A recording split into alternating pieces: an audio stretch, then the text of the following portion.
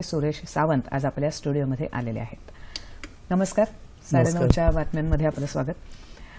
आंबेडकरी विचार असं आपण डोळ्यासमोर आणलं की त्यांनी समतेचा विचार हा काही फक्त दलितांसाठी नाही तर कामगार असतील, महिला असतील, समाजात असलेल्या तळागाळातल्या सगळ्या वंचित वर्गासाठी केलेला होता.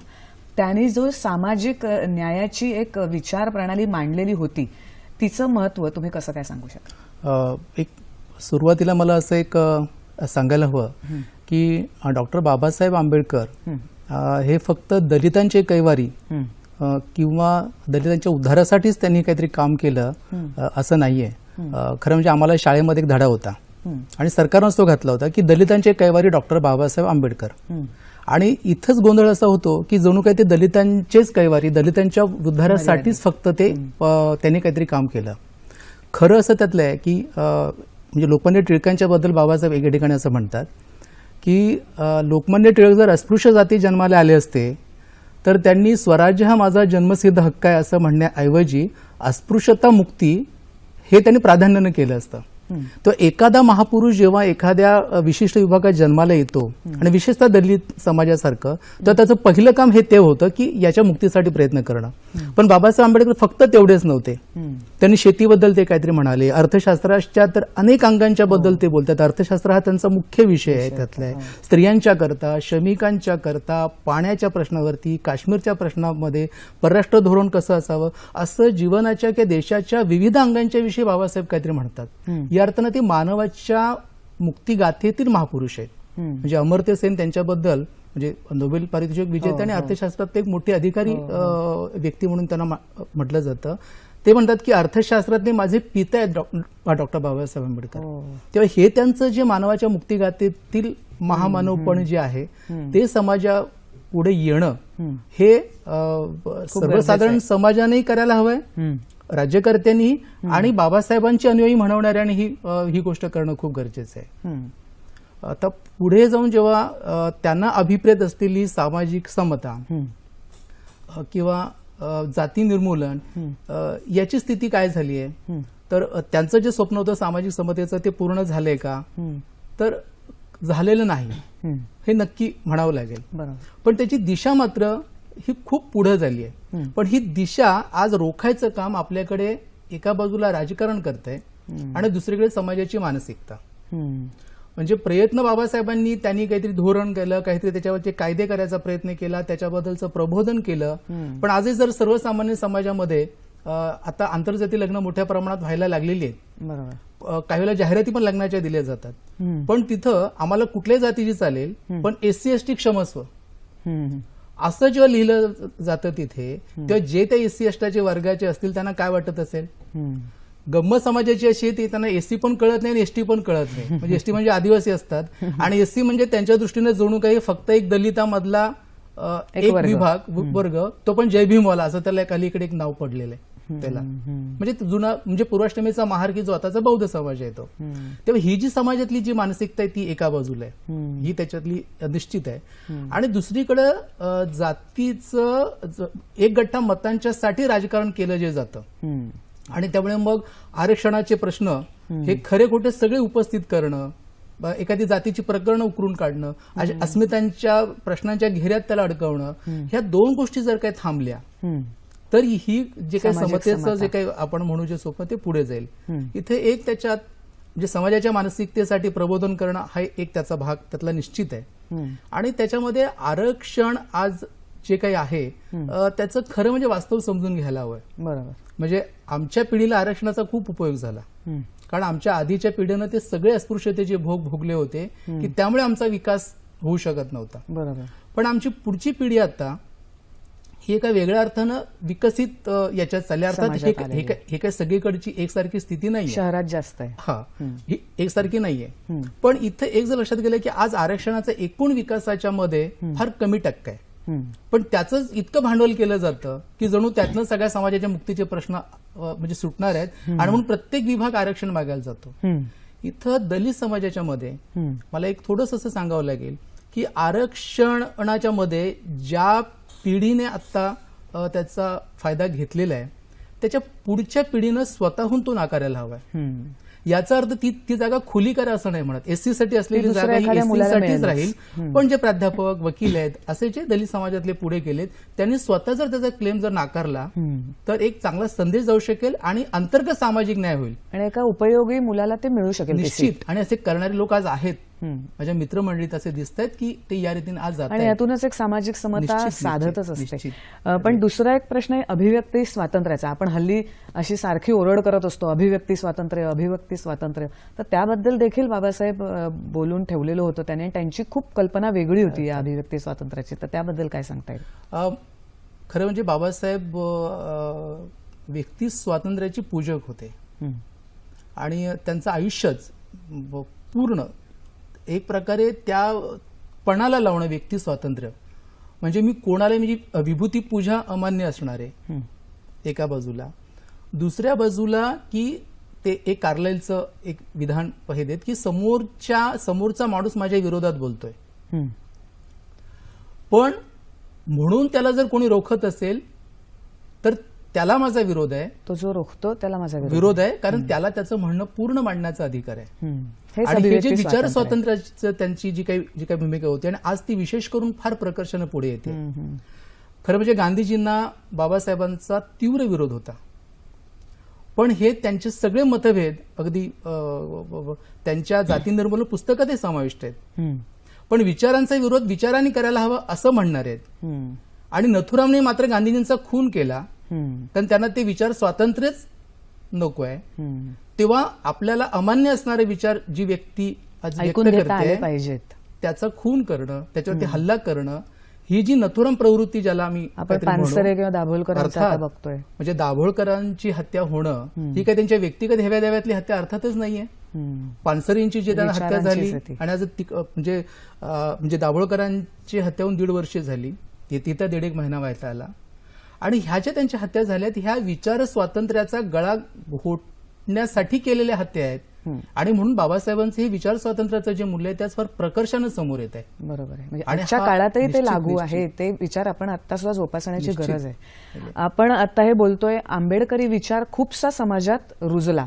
आत्ताचे तरुण सुद्धा आंबेडकरी चळवळीतले ते समाज हे करतात पण संघटित नाही झाले. वेगवेगळे पक्ष दिसतात आपल्याला त्या एका ह्याच्यात सुद्धा. हे असं का झालं मग? विचार तर रुजले पण संघटन झालं नाही त्या प्रमाणात. एक त्याचं की म्हणजे बाबासाहेबांनी त्यांच्या आयुष्याच्या अखेरीला खरं म्हणजे 2 साधनं दिली. म्हणजे आता त्यांच्या समाजाला असं म्हणू दलित समाजाला आणि ती साधनं ही त्यांनी संबंध देशासाठी वापरायची होती. एक दिलं ते म्हणजे बौद्ध धम्म दिला आणि दुसरा रिपब्लिकन पक्षाची संकल्पना दिली. आणि या रिपब्लिकन पक्षाच्या संकल्पनेविषयी त्यांनी भारतीय जनतेला उद्देशून त्यांनी एक पत्र लिहिलंय. अच्छा. आणि त्याच्यात त्यांनी रिपब्लिकन पक्षाचा जो उद्देश त्यांनी जो त्याच्यात दिला तो उद्देश म्हणजे संविधानाचं प्रास्ताविक आहे. जे प्रियांबल ज्याच्यात ती सगळी मूल्य सांगितली हेच त्याचा प्रास्ताविक आहे. तो कुठल्या एका जातीचा कुठल्या धर्माचा असा पक्ष नाहीये. तो एक प्रबळ विरोधी पक्ष व्हावा आणि सगळ्या शोषित वंचितांना कवेत घेणार असा तो पक्ष हवा. प्रत्यक्ष बाबासाहेबांची ही जी संकल्पना आहे ती प्रत्यक्षात आलीच नाही. त्यांच्या महापरिनिर्वाणानंतर जो रिपब्लिकन पक्ष जो संघटित झाला त्यात एक दादासाहेब गायकवाडांचं भूमिहीनांचं जे देशभर प्रचंड मोठं आंदोलन झालं की ज्याच्यातनं लाखो लोक तुरुंगात गेले असं इतिहासात प्रथमच घडलेलं होतं. ते जर एक वळण जर काही सोडलं आणि पॅन्थरच्या काळात वैचारिक पातळीवरती व्यापक विचार एकूणच सर्वहारा वर्गाचा होत होता तो जर काही सोडला तर एकतर अध्यक्ष कोण होणार नेतृत्व कोणाकडे राहील आणि अस्मितांचं राजकारण आणि प्रस्थापित पक्षांनी त्याचा वापर करून या समाजाला वापरणं अशात ते सगळं राजकारण जे त्याचं ते फसलं. तर त्याच्यातून जर बाहेर जर यायचं जर काय असेल तर खुल्या पत्रावर आधारित असं फक्त न म्हणता ते खुलं पत्र अक्षरशः समाजाला समजावून सांगत नव्यानं तो पक्ष उभा करण्याची गरज आहे आणि ती आताच्या नव्या पिढीने त्याचा विचार करण्याची नवीन तरुणांनी त्याची करण्याची. आणि दुसरं जो मी सांगितले जे साधन बौद्ध धम्माचं जे आहे तो धम्म आणि धर्म याच्यात त्यांनी फरक केलेला आहे. त्यात पुनर्जन्म नाही आत्मा नाही तिथे एक दिशा आहे परमेश्वराची जागा नीतीने घेतलेली आहे. परमेश्वर तिथे नाहीये. आणि असा जो एक मैत्री करुणा विनय असं सांगणारा जो काही धम्म आहे तो चळवळीचं एक साधन होईल. बरोबर. एक तो विचार होईल असा जो होता खरं आंबेडकरांबद्दल आपल्याला इतकं बोलायचं आहे आणि वेळ कमी आहे, त्यामुळे मी जरा दुसऱ्या मुद्द्याकडे जाते. म्हणजे कामगार, महिला आणि दलित, तसंच त्यांचा अर्थशास्त्राचाही अभ्यास, या सगळ्यावर आपण एक थोडक्यात बोलूया. कामगारांबद्दलचे, महिलांबद्दलचे त्यांचे विचार त्या काळातले आत्ता सुद्धा लागू होणार आहेत आपल्या समाजाला. बाबासाहेब त्याच्याबद्दल सातत्याने मांडणी करतात. म्हणजे अर्थशास्त्र तर त्यांचा विषय सुरुवातीचाच होता. म्हणजे ते जे काही आले भारतात ते अर्थशास्त्रज्ञ म्हणून, आणि त्यांचं पहिलं सगळं तेच होतं. प्रॉब्लेम रुपी वगैरे ह्या सगळ्यात मी त्याच्यात जात नाही. पण त्यांनी स्वतंत्र मजूर पक्ष जो काढला त्यातनं मजूर हा शब्दच आहे. बरोबर. आणि मग कामगारांच्यासाठी मजुरांचे जे लढे त्यात आता त्यांनी जेव्हा त्यांना जी काही संधी मिळाली त्यातनं कामगारांसाठी 8 तासांचा दिवस, याच्यात त्यांचं योगदान आहे. महिलांच्या विषयी तर ते एकूण हिंदू समाजाची एक उतरण मानतात की सगळ्यात तळा शूद्र वरती, त्याच्यावरती आला वैश्य, त्याच्यानंतर मग क्षत्रिय आणि म्हणजे ब्राह्मण, आणि हे प्रत्येक थरामध्ये खाली स्त्री आणि वर पुरुष आहे. तर हे जे त्यांनी त्याचं वर्णन केलंय ते आजही लागू आहे. आणि या स्त्रियांच्या मुक्तीच्यासाठी ते अनेक, म्हणजे त्यांनी पणाला लावलेलं एक प्रकार म्हणजे हिंदू कोड बिल. वास्तविक हिंदू कोड बिलामुळे जो फायदा होणार होता तो काही अस्पृश्य स्त्रियांना होणार नव्हता. त्यांच्या संपत्तीचा वारसा त्यांच्याकडे, म्हणजे संपत्ती तर असायला हवी होती. म्हणजे संपत्ती ज्यात आहे अशा सगळ्या हिंदू धर्मातल्या खरं म्हणजे वरच्या वर्गातल्या स्त्रियांचा त्याच्यात म्हणजे प्रामुख्याने फायदा होणार होता. आणि ते जेव्हा होत नाही असं म्हटल्यानंतर त्यांनी राजीनामा दिला त्याच्यावरती. आता हे जे हिंदू कोड बिलाबद्दल बाबासाहेबांनी जे काही केलं, पुढे ते टप्प्याटप्प्यानं मंजूर झालं. नेहरूंनी पुढे तो प्रश्न लावून धरल्यानंतर हा एकूण हिंदू समाजातल्या स्त्रियांवरती बाबासाहेबांचे मोठे उपकार आहेत. स्त्रियांनी नवऱ्याला मित्र मानलं पाहिजे. दारू पिऊन आलेल्या नवऱ्याला आणि भावाला आत प्रवेश करू देऊ नका. अशा रीतीच्या जाणीवा जे समाजात बाबासाहेब रुजवतात त्या आजही लागू आहेत आणि ते अजून करण्याची गरज आहे. आपल्याकडे थोडी वेळेची मर्यादा आहे, पण जाता जाता शेवटचा महत्वाचा प्रश्न की आंबेडकरी विचार आजचा तरुण त्या विचारांकडे कसा पाहतोय आणि त्यांनी कसं पाहिलं पाहिजे. कारण आंबेडकरांचे विचार इतक्या काळात 60 वर्षापूर्वी जरी दिलेले असले तरी ते आत्ताही तितकेच आपल्या समाजाला लागू आहेत. फारसा काही समाजात फरक पडलेला नाही असंच आपल्याला म्हणायला लागेल. दुर्दैवानी खूप प्रगती होत असली तरी सुद्धा काही काही ठिकाणी मागे पण जातोय समाज आपला तितकाच. कारण आता हातात पैसा खुळखुळायला लागलेला आहे. सगळीच आपण म्हणतो ओपन असं एक सगळं जग झालेलं आहे, माहितीचं जग झालेलं आहे. त्यामुळे काही काही उगाचच अति विचार येऊन पण मागे चाललाय असं आपल्याला दिसायला लागतंय. तर आजचा तरुण आणि आंबेडकरी विचार, आजच्या तरुणांनी या विचारांचा कसा उपयोग करून घ्यायला पाहिजे असं वाटतं आपल्याला? आता याच्यामध्ये जो काही सर्वसाधारण जो काही तरुण आहे त्याच्याशी मी खूप बोलत नाही, कारण त्याची एकूण बाबासाहेबांबद्दलची समज, आरक्षण ह्या सगळ्यामुळे एक खरं म्हणजे प्रदूषित झालेली आहे त्याला. पण त्याच्यामध्ये जो शिकलेला वर्ग आहे, जो दलित नाहीये, असाही त्याच्याकडे एका वेगळ्या रीतीने अभ्यास करतोय आहे. आणि खुद्द दलित समाजामध्ये अशा दुबळ्या विभागांमध्ये 2 तऱ्हेचे तरुण दिसतात. एका बाजूला विद्यापीठात शिक्षण घेणारा आणि संबंध भारतामधनच जे असे दुबळ्या विभागातनं विद्यार्थी येत आहेत त्यांना बाबासाहेब आपल्या एक आकांक्षांचं प्रतीक वाटतं आणि ते त्यांचं वाचन करतात, त्याच्याबद्दल खूप समजून घेतात आणि काहीतरी मांडायचा ते प्रयत्न करतात. हा एक. आणि दुसरीकडे वस्ती पातळीवरचा जो दलित तरुण आहे त्याला बाबासाहेब हे एक देव आणि त्यामुळे त्याची पूजा करणं, तर प्रचंड मोठ्या मिरवणुका काढणं, तर मोठे अगदी त्याला काय असेल ते डीजे लावणं आणि हे करणं, अशाच रीतीने जायला पाहिजे असं त्याच्यात होतंय. म्हणजे आम्ही ज्या वस्तीमधनं पूर्वी आलो त्या वस्तीत जी आंदोलनं, म्हणजे एका बाजूला वैचारिक विद्रोहाची, प्रबोधनाची आंदोलनं आणि भौतिक प्रश्नांची आंदोलनं ही जी एकत्रित चालायची, आज असं वैचारिक आणि भौतिक प्रश्नांचं अशी कुठेतरी गाठ भरते असं त्यातलं होत नाही. त्यामुळे हा जो शिक्षित तरुण आहे आणि वस्तीतला तरुण, ही गाठ होणं खूप महत्वाचं आहे आणि ती आता होत नाहीये.